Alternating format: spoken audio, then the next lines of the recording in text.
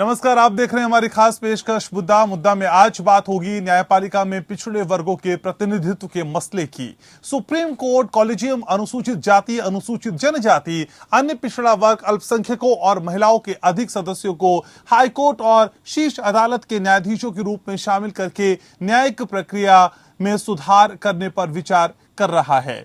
उच्च शिक्षा और सरकारी नौकरियों के विपरीत देश में अब तक कोई वैधानिक ढांचा या संवैधानिक व्यवस्था नहीं है जो न्यायाधीशों के बीच विभिन्न जातियों, समुदायों और महिलाओं का पर्याप्त प्रतिनिधित्व सुनिश्चित करता हो। इसलिए ये भारतीय न्यायपालिका के इतिहास में पहली बार होगा अगर सुप्रीम कोर्ट और हाई कोर्ट सामाजिक रूप से वंचित वर्गों से पर्याप्त संख्या में न्यायाधीशों को नियुक्त करने की नीति अपनाते हैं। सूत्रों के मुताबिक भारत के प्रधान न्यायाधीश जस्टिस एन.वी. रमन्ना ने इस संबंध में सभी हाईकोर्ट के मुख्य न्यायाधीशों के साथ गहन चर्चा की। न्यायमूर्ति रमन्ना ने कहा कि उच्च न्यायालय के कॉलेजियम को अपने न्यायाधीशों के पदों के लिए दलित, आदिवासी, ओबीसी और अल्पसंख्यक समुदायों और महिलाओं के कई उम्मीदवारों की सिफारिश करनी चाहिए, जिसके बाद सर्वोच्च न्यायालय के कॉलेजियम द्वारा नियुक्तियों को मंजूरी दी जा सकती है। दरअसल बार और सिविल सोसाइटी लगातार ये शिकायत करती रही हैं कि सुप्रीम कोर्ट और हाई कोर्ट के जजों में दलितों, आदिवासी समुदायों, अल्पसंख्यकों और महिलाओं का पर्याप्त प्रतिनिधित्व नहीं है। मिसाल के तौर पर सुप्रीम कोर्ट में कभी भी कोई महिला प्रधान न्यायाधीश या ईसाई मुख्य न्यायाधीश नहीं रही है। वर्तमान में अनुसूचित जाति, आदिवासी या अल्पसंख्यक समुदायों का भी बहुत कम प्रतिनिधित्व है। सुप्रीम कोर्ट में न्यायमूर्ति भूषण गवई के रूप में केवल एक दलित न्यायाधीश है जो 14 मई 2025 को 6 महीने और 10 दिनों की संक्षिप्त अवधि के लिए न्यायाधीश बनेंगे। केवल एक मुस्लिम न्यायाधीश न्यायमूर्ति अब्दुल नजीर और एक महिला न्यायाधीश जस्टिस इंदिरा बनर्जी भी हैं। हालांकि सुप्रीम कोर्ट में अतीत में 4 मुस्लिम मुख्य न्यायाधीश रहे। इसमें justice M Hidayatullah, justice M Hameedullah Beg, justice A M. Ahmadi और जस्टिस अल्तमश कबीर शामिल हैं। जस्टिस रमन्ना ने हुई हाईकोर्ट के कॉलेजियम से बार संघों की लगातार मांग को ध्यान में रखने के लिए कहा था कि 10 साल की प्रैक्टिस पूरी करने वाले एडवोकेट्स को सुप्रीम कोर्ट और हाई कोर्ट के न्यायाधीशों के रूप में नियुक्ति के लिए माना जाए। अभी 25 हाई कोर्ट में 650 न्यायाधीश काम कर रहे हैं, जबकि 1 जून 2021 तक कुल स्वीकृत पदों की संख्या 1080 है, यानी 430 पद खाली हैं। सुप्रीम कोर्ट में प्रधान न्यायाधीश सहित 31 न्यायाधीशों की स्वीकृत संख्या में से 4 पद खाली हैं। 2 न्यायाधीश जस्टिस आर.एफ. नरीमन 12 अगस्त और जस्टिस अशोक भूषण इस साल 4 जुलाई को रिटायर हो रहे हैं। सुप्रीम कोर्ट में अभी तक अनुसूचित जाति से प्रधान न्यायाधीश के.जी. बालकृष्णन रहे। बालकृष्णन 11 मई 2010 को रिटायर हुए थे। मौजूद उच्च न्यायालय के मुख्य न्यायाधीशों में से कोई भी अनुसूचित जाति से नहीं है, जबकि देश की आबादी में ये 16% से अधिक हैं। इसके अलावा पिछले 10 सालों में सुप्रीम कोर्ट कॉलेजियम ने केवल 3 महिला उम्मीदवारों को चुना। इनमें से 2 जस्टिस ज्ञान सुधा मिश्रा और जस्टिस रंजना प्रकाश देसाई रिटायर हो चुकी हैं, जबकि justice R Bhanumathi supreme court में बनी हुई हैं। सवाल यह है कि पिछड़ा वर्ग को जगह देने के लिए कॉलेजियम प्रक्रिया में किस तरह के बदलाव की जरूरत है। नियुक्ति के लिए मौजूदा एमओपी क्या कहता है, अभी पिछड़े वर्ग का प्रतिनिधित्व जो है उसकी हालात क्या है, उसकी स्थिति क्या है, कितने फीसदी बहाली हुई है, जुडिशियल ऑफिसर्स की नियुक्ति के लिए क्या आरक्षण के नए नियम कानून बनाने होंगे। तो कई तरह के सवाल हैं जिनका जवाब आज ढूंढने की कोशिश हम करेंगे। मेरे साथ जस्टिस रविंद्र सिंह जुड़ रहे हैं, पूर्व न्यायाधीश हैं इलाहाबाद हाई कोर्ट के, और स्नेहा कलिता मेरे साथ जुड़ रही हैं, अधिवक्ता हैं सुप्रीम कोर्ट के। आप दोनों का बहुत बहुत स्वागत। सबसे पहले रविंद्र जी, आप ही के पास आना चाहूंगा। सर, बैकवर्ड क्लास को जगह देने के लिए कॉलेजियम प्रक्रिया में कितनी जरूरत है बदलाव की? ये बहुत अच्छा सुझाव है माननीय मुख्य न्यायाधीश महोदय का। और देखा ये गया है कि OBC, schedule caste, tribes, minorities and women, इनके कैंडिडेट्स का सिलेक्शन बहुत कम होता है और इसकी वजह से इनका रिप्रेजेंटेशन हर हाई कोर्ट में बहुत कम है, सुप्रीम कोर्ट में भी बहुत कम है। सुप्रीम कोर्ट में केवल एक ही शेड्यूल कास्ट न्यायाधीश है। ऐसी स्थिति में या तो कॉलेजियम में के सिस्टम में चेंज करें या एमओपी में कुछ चेंज करें, जिससे इन लोगों को पर्याप्त स्थान मिल सके। और मैं ये नहीं कहता कि केवल इनकी धर्म के नाम पर या इनके जाति के नाम पर या जेंडर के नाम पर ही इनको रिप्रेजेंटेशन मिले।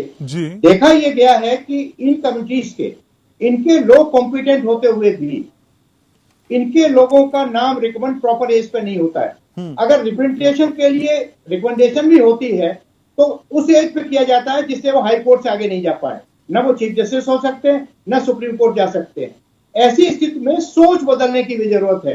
कॉलेजियम सिस्टम चाहे यही रखें, नो प्रॉब्लम। अगर एमओपी में आप चेंज कर दें और ये तय कर दें, पॉलिसी बना दें कि नहीं, उस एज ग्रुप के अगर कॉम्पिटेंट लोग हैं, अवेलेबल हैं, तो उनके लोग भी रिकमेंड किए जाएं। Okay. अगर एक प्रॉपर एज में रिकमेंडेशन होगी तो इनके लोग चीफ जस्टिस भी हो जाएंगे और इनके लोग सुप्रीम कोर्ट में भी पहुंच जाएंगे।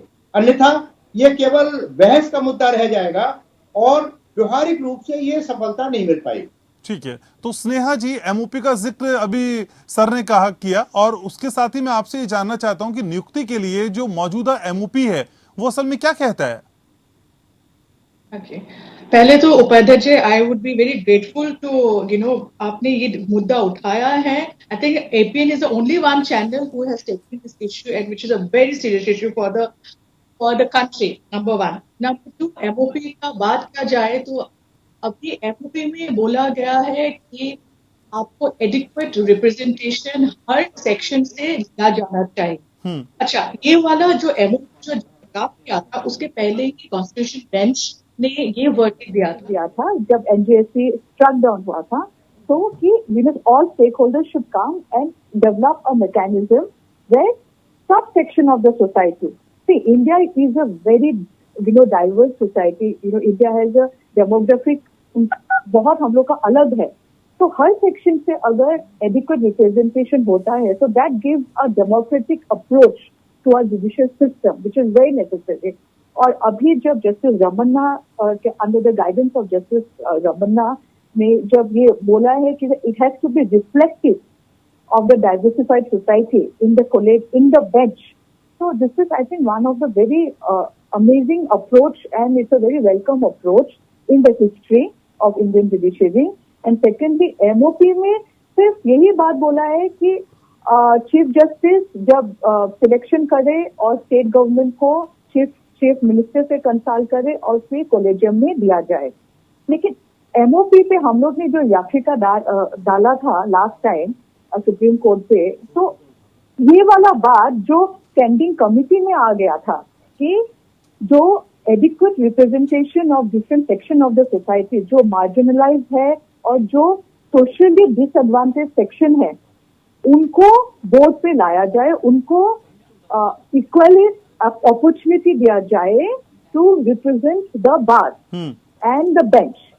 तो ये वाला एमओपी में नहीं हुआ था, लेकिन I think new MOP will be drafting very soon. We are very hopeful, and Justice Ramanna के under the guidance of Justice Ramanna and the collegium, I think it's a holistic view they have taken and which is very much appreciable. जी ठीक है। Justice Ravindra Singh, असल में sir ये भी जानना चाहता हूं कि अगर अभी हम समझने की कोशिश करें तो अभी पिछड़े वर्ग का प्रतिनिधित्व किस स्थिति में है सर? उसकी क्या स्थिति है? कितने फीसदी बहाली हुई है?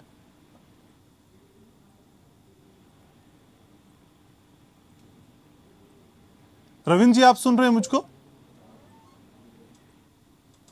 रविंद्र जी तक शायद आवाज नहीं जा रही है, लेकिन स्नेहा जी आप ही से पूछ लेता हूं। मैम, अगर अभी मौजूदा स्थिति में बैकवर्ड क्लासेस की बात करें, पिछड़े वर्ग की बात करें, तो किस तरह की स्थिति दिखाई देती है? कितना फीसदी उसमें इंप्रूवमेंट, कितनी फीसदी बहाली, कोई आंकड़ा हमारे पास अभी फिलहाल ऐसा? देखिए, आंकड़ा अभी जब स्टैंडिंग कमिटी जब फॉर्म हुआ था 2016 में, तो ये क्वेश्चन वहां पे डिबेट हुआ था कि हम लोग के पास फैक्ट्स एंड फिगर्स क्या है कि कितना SC ST है, कितना सोशली डिसएडवांटेजेस ग्रुप से जजेस रिप्रेजेंट हुए हैं जुडिशरी। तो वहां पे कुछ डेटा नहीं थे, लेकिन जितना तक हम लोग जानते हैं, वेरी लेस अमाउंट ऑफ और very minimal amount of SC ST minorities and other backward classes have come to Supreme Court. ऐसा नहीं है कि वो नहीं आया है, लेकिन उसका परसेंटेज बहुत कम है। और अगर हमको पूरा एक इक्वल पैरिटी में सबको लाने के लिए अगर अभी जो कोशिश किया जा रहा है, तब I think we have to really induct, I mean colleges really have to see, of course, meritorious person, meritorious officers to come on board. I think ये एक बहुत बड़ा इनिशिएटिव है इंडियन जुडिशरी में, और हिस्ट्री में its a moment of celebration actually coming from the legal fraternity. हम लोग बहुत ही होपफुल है कि I think the whole system would change and it would change for good. And अभी जो अगर आप if we talk about Chief Justice of India, as of now there is no woman Chief Justice of India. There is no Christian judge Chief Justice, being appointed so far.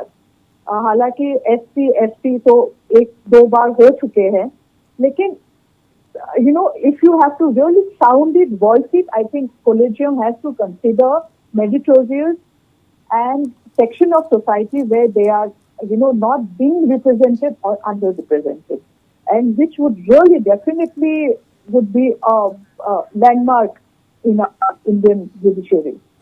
ठीक है ma'am, आप मेरे साथ रहिए। रविंद्र जी भी मेरे साथ जुड़ चुके हैं। रविंद्र सर, असल में जुडिशियल ऑफिसर्स की नियुक्ति के लिए क्या आरक्षण के हमें नए नियम कानून बनाने होंगे? क्या उसकी ओर भी सोचना होगा सर? नहीं, जुडिशियल ऑफिसर्स लोअर जुडिशरी में तमाम स्टेट्स ने अपना आरक्षण कर दिया है। ओबीसी का भी आरक्षण है, शेड्यूल कास्ट का भी आरक्षण है, लेकिन कुछ ऐसे हाई कोर्ट्स हैं जैसे स्टेट है वहां आरक्षण नहीं है। अगर ये पूरे इंडिया में सभी हाई कोर्ट्स में सभी स्टेट्स में ओबीसी शेड्यूल कास्ट का अगर आरक्षण हो जाता है तो वो एक प्रॉब्लम कुछ हद तक सॉल्व हो जाएगी। जैसे अभी तक लोअर जुडिशरी में जो रिप्रेजेंटेशन है वो शेड्यूल कास्ट और ओबीसी का करीब 12% और 16% के करीब है। तो ये प्रॉपर रिप्रेजेंटेशन नहीं है। उसका कारण क्या, तमाम स्टेट्स में आरक्षण नहीं भी है, तो जिसकी वजह से अगर वहां लोअर जुडिशरी में आरक्षण हो जाता है जैसे तमाम स्टेट्स ने कर रखा है तो ये लोअर जुडिशरी की प्रॉब्लम सॉल्व हो जाएगी। अब बचा high court and supreme court. तो हाई कोर्ट और सुप्रीम कोर्ट के लिए जो नाम रिकमेंड होते हैं, लोअर जुडिशरी से भी लोग आते हैं, 33% लोग वो हैं। अगर उनमें ऊपर मेरिट पर अगर शेड्यूल कास्ट, ओबीसी या महिला और माइनॉरिटीज लोग आएंगे तो दे कैन बी रिकमेंडेड। और वकीलों में से अगर कम एज में से जैसे लोगों को आप रिकमेंड कर रहे हैं तो उनमें से कुछ ऐसे भी कॉम्पिटेंट लॉयर्स हैं जिनकी एज कम है, तो उनको भी उनके साथ रिकमेंड करिए। होता क्या है कि कॉम्पिटेंट लॉयर होते हुए भी only on the basis of the his cast, either he schedule caste और बैकवर्ड, उसकी मेरिट को कंसीडर न करके उसको तब रिकमेंड करेंगे जब उसकी एज 50, 55, 51, 52 हो जाएगी, जिससे वो हाई कोर्ट जज रिटायर हो जाएगा, सीनियरिटी में आएगा नहीं।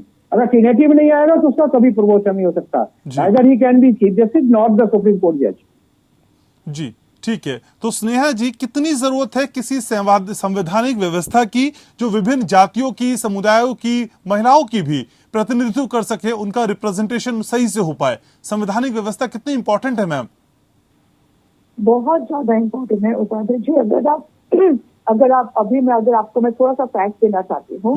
इलाहाबाद हाईकोर्ट में 160 स्ट्रेंथ है, उसमें से 96 मेल जजेस है और सिर्फ 6 महिला है। अगर आप बात किया जाए बॉम्बे हाईकोर्ट का, अभी 94 है और 63 उसपे मेल जजेस है और 7 फीमेल जजेस है। और लगभग हम लोग के अभी एंटायर जुडिशरी में 1080 स्ट्रेंथ है, उसमें से 584 मेल जजेस है और उसमें से 73 विच इज 11.4% ऑफ वुमेन जजेस है। तो आप इस पे देख सकते हैं कितना जेंडर पैरिटी है। ये एक तो हो गए वुमेन जजेस के बारे में। वुमेन महिलाओं को आना चाहिए आगे। अभी हालांकि बहुत लोगों ने जजेस ने बोले हैं कि जो हम लोग महिला जजेस या वुमेन लॉयर्स को अप्रोच करते हैं, लेकिन because of their household duties, they doesn't wanted to come forward, which is, I think, it is a wrong approach.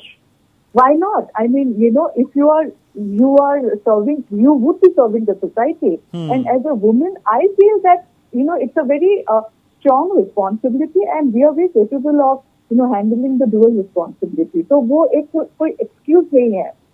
And secondly, अगर हम बात करें backward classes and the tribal folks and the SC/STs, definitely उन लोग को हम लोग अभी भी कहीं ना कहीं हम लोग का ये डिस्क्रिमिनेशन जरूर होता है।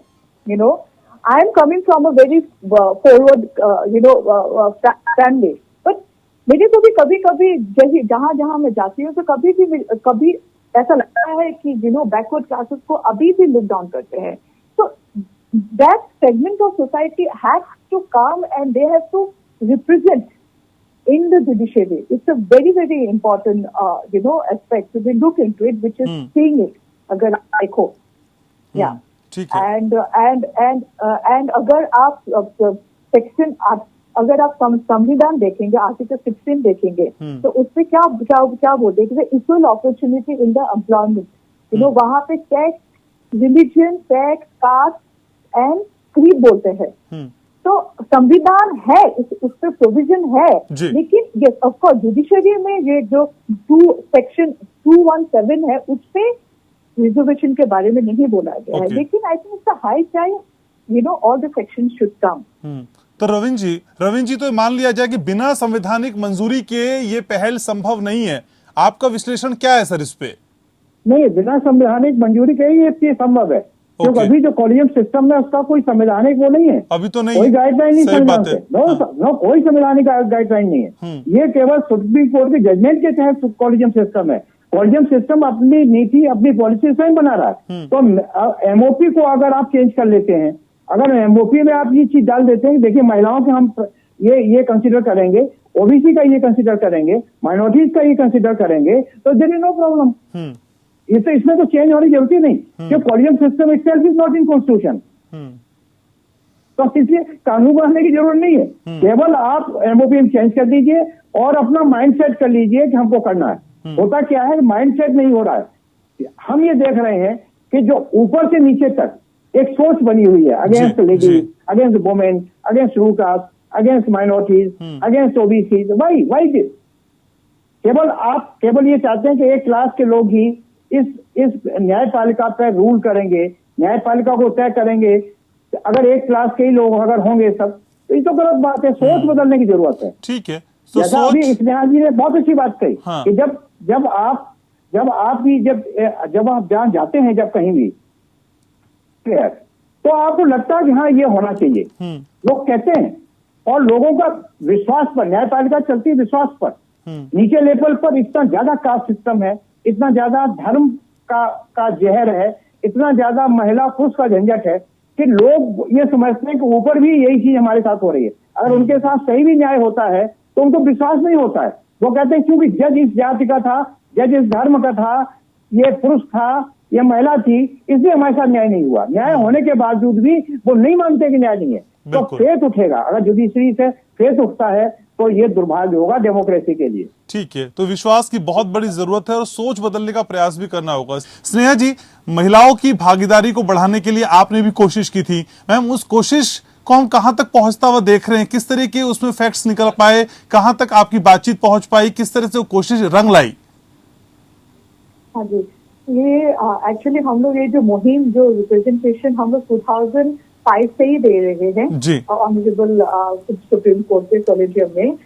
अभी जो लास्ट टाइम जो हम लोग ने जब रिप्रेजेंटेशन दिए थे, तो जस्टिस बोबडे ने बहुत अच्छे से वेलकम किया था कि यार इट्स हाई टाइम कि chief justice of India women बनना चाहिए. So which is a very welcome approach. लेकिन ये अभी जो कॉलेजियम में, लेकिन जब भी सिलेक्शन होता है तो कहीं ना कहीं वुमेन जजेस का हम लोग पीछे रह जाते हैं. तो अभी जो जस्टिस रमन्ना ने जो अभी chief justice, acting chief justice के साथ जो अभी मीटिंग किए हैं, तो विच वाज जब डिस्कशन किए थे, तो वहां पे बहुत इम्पोर्टेंटली और बहुत पिन पॉइंट करके बोला है कि वुमेन जजेस को आप प्लीज लाइए बेंच पे. और which is I think which is a very welcome approach. And secondly ये माइंडसेट भी है उपाध्याय जी, सब जजेस का एक माइंडसेट होता है, और which is very important to see the entire process. और आई थिंक अभी जो सबका माइंडसेट है, which is a very strong mindset, and everyone wants the women जजेस to come front and to give their best, and I think they would do a wonderful work. I mean, we are very hopeful, and अभी जो system, अभी process, selection process हुआ है, अभी जो हो रहे, इसमें से सुप्रीम कोर्ट बार एसोसिएशन ने रिप्रेजेंटेशन दिया है, एडवोकेट रिकॉर्ड एसोसिएशन ने दिया है, हम लोग ने दिया है, supreme court women lawyers association ने दिया है, तो सभी ने दिया है, हाई कोर्ट बार एसोसिएशन ने दिया है, एंड आई थिंक अभी it has to roll down. बिल्कुल ठीक है। रविंद्र जी, हालांकि विश्वास की बात आपने ब्रेक से पहले की कि विश्वास बढ़ेगा, लेकिन उसके अलावा पिछड़ा वर्ग के उचित प्रतिनिधित्व से जस्टिस सिस्टम पर हम किस तरह के इम्पैक्ट की और उम्मीद कर सकते हैं? कौन सा वो बड़ा असर है जो आपको दिखाई देता है सर, अगर उचित प्रतिनिधित्व मिल जाए बैकवर्ड क्लासेस को? उपाध्याय, हमने बहुत पहले आपसे कहा था कि मैं कंप्रोमाइज मेरिट पे नहीं कर रहा हूँ। मेरा कोई क्लेम इस चीज का नहीं है कि आप मेरिट पे कंप्रोमाइज करके इनके नाम रिकमेंड करिए। ठीक है। मैं तो ये कहता हूँ मेरिट पर they are very strong. Women lawyers are very strong on merit, सुकास are very strong on merit, OBC are very strong on merit. केवल सुकास होने के नाते, ओबीसी होने के नाते, महिला होने के नाते आप उनको अलग रख दिए, साइडलाइन कर दीजिए और अपने चहेते लोगों को लॉबिंग के आधार पर या और कंसिडरेशन के आधार पर ये तय करेंगे आप बैठ करके कि देखिए हम 45 साल की एज में इसका नाम भेज रहे हैं, हम 40 साल की नाम भेज रहे हैं, क्योंकि इसको हमको सीजीआई बनाना है, इसको हमको सुप्रीम कोर्ट जज बनाना है। बाकी का अगर मेरिट का भी आदमी है तो आप कहेंगे बाद में देख लिया जाएगा, क्योंकि बाद में देखने का मतलब क्या हुआ, जैसे जैसे उसकी एज बढ़ेगी तो वो हाईकोर्ट से रिटायर हो जाएगा, तो कभी भी हायरार्की में नहीं आ पाएगा, वो सिलेक्शन प्रोसेस में भी नहीं आ पाएगा, इवन वो कॉलेजियम सिस्टम में भी नहीं आएगा कहीं। अगर जब आदमी कॉलेजियम सिस्टम में नहीं आएगा तो वो सही बात नहीं कह सकता।